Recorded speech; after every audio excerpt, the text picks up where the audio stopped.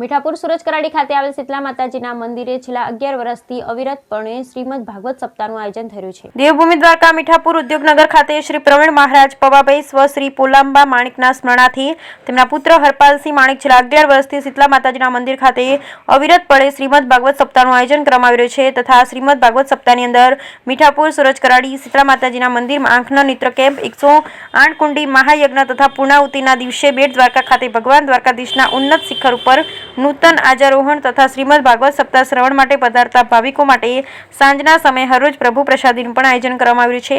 જ્યારે ભાગવત સપ્તાહ છેલ્લા 11 વર્ષથી અવિરતપણે ચાલુ રાખવામાં આવી છે અને આ સપ્તાહની અંદર ખૂબ જ મોટી સંખ્યામાં આજુબાજુ વિસ્તારના લોકો તથા ભાવિકો જોડાયા। Bureau reporter Tishing Gadiya, Devbhumi Dwarka.